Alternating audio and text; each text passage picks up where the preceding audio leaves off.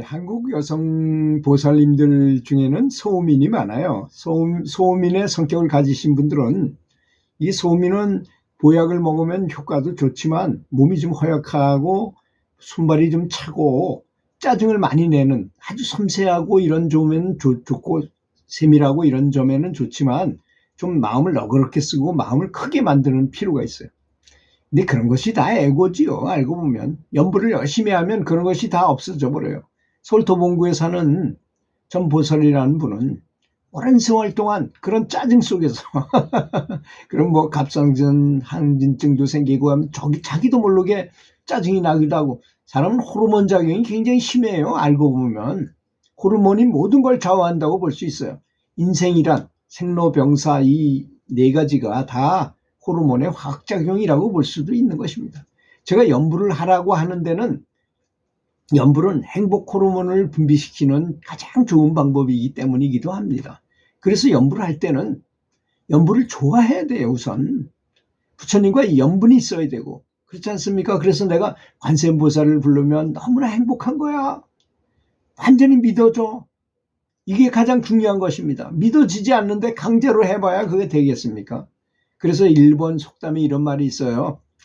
좋아서 가면 천리길도 심리와 같다는 말이 있어요. 그렇지 않습니까? 제가 테니스를 즐겨서 치는데 겨울에 국과수 여기 국립과학연구원 그런 원장님 뭐 이런 분들, 국회의원 하신 분도 있고 그런데 이리고 와가지고 눈을 치워요. 정말 노가다죠. 힘들어요. 굉장히 힘든 일이지만 다 나와서 땀을 뻘뻘 흘리면서 열심히 치웁니다. 아마 돈 주고 그거 해라는 절대 안 할 거예요. 자기가 좋아서 하니까, 좋으니까 힘들어도 하는 겁니다. 그래서 일본 말 천리길도 심리와 같다는 말이 참 좋은 거죠. 내가 좋아서 해야 된다는 것입니다. 그러니까 연부를 할 때 연부를 좋아하게 만들어야 된다는 것. 그래서 어릴 때부터 어머니가 막 연부를 해가지고 잘 되는 걸 본 사람은 연부를 좋아하게 될 것이 아니겠습니까? 또 친구를 잘 만나가지고 그 친구가 연부를 해가지고 잘 되는 걸 봐서 될 것 같지 않은데, 남들은 고시 몇 번씩 떨어지는데 이 친구는 딱 가가지고 연부를 하다가 생각난 딱딱 떠오르는 그 문제가, 이게 운해가 이렇게 발달하잖아요. 좌측내만 주로 가지고 공부하거든요. 근데 운해까지 탁 이렇게 열리면 이게 시험에 나올 것 같은 직감이 딱딱 떠올라요. 여러분들도 학교 다닐 때 아마 있을 겁니다. 학교 다닐 때 이거 시험 문제 나올 것 같다. 그런데 그게 딱 나왔을 때 기분이 얼마나 좋아요. 그런 것이 바로 인생이잖아요. 사실을 알고 보면 여러분, 직감을 너무 우습게 생각하는 경향이 있어요. 직감이 나를 살려준다. 이 점을 알아야 됩니다. 연부를 하게 되면 이런 직감이 많이 발달해요. 그래서 이 주부인 전보살은 오랫동안 가족들하고 갈등 속에 살 수밖에 없잖아요. 소음인에다가 몸도 허약하고 갑상선 항진증도 있고, 그러니까 짜증이 자꾸 나니까 마음의 평화를 이룬 데 살 수 있었어요. 그래서 운명적인 만남이 찾아왔어요. 자기의 친한 친구가 여러 가지 얘기를 해주면서 카페에서 만났는데 연불에 대한, 관세음보살 연불에 대해서 설명을 해줬어요. 야, 거기 말이야, 법화경 25품에 있는 관세음보살 보문품에 보면 안 되는 게 없더라. 관세음보살 연불을 해가지고 우리가 믿질 않아서 그럴 뿐이더라. 정말 믿으면 다 된다. 그녀는 변화를 결심했어요. 그 말을 듣고 그녀는 새벽녘 조용한 방 안에서 관세음보살을 연불을 시작하기로 했어요. 매일 아침 눈을 뜨자마자 그녀는 마음을 정화하고 가서 샤워 한번 쫙 하고, 샤워 못하면 손발 닦고 세수라도 하고 앉아서 관세음보살 명호를 부르면서 연불을 드렸어요. 이 연불은 단순한 연불 소리만이 아닌 그녀의 마음속에 깊이 자리를 잡고 있는 어떤 삶에 대한 절망, 또 가족들에 대한 자식들에 대한 분노를 정화하는 힘이 되었던 것이었습니다. 마음을 바꿔요. 마음을 바꿔줘요. 처음에는 어려운 일이었지만 사실 연불이 처음부터 쉬울 리가 있겠어요. 여러분 운전해 보세요. 자동차 운전. 처음에 벌벌 떨리고 얼마나 어깨에 힘이 들어가고 그랬어요.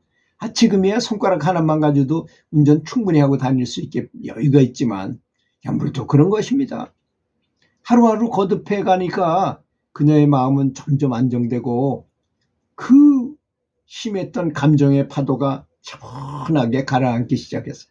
이렇게 되면 소음인, 태음인, 소양인, 태양인 이런 거 다 필요 없게 돼요. 평정지인이 되는 것입니다.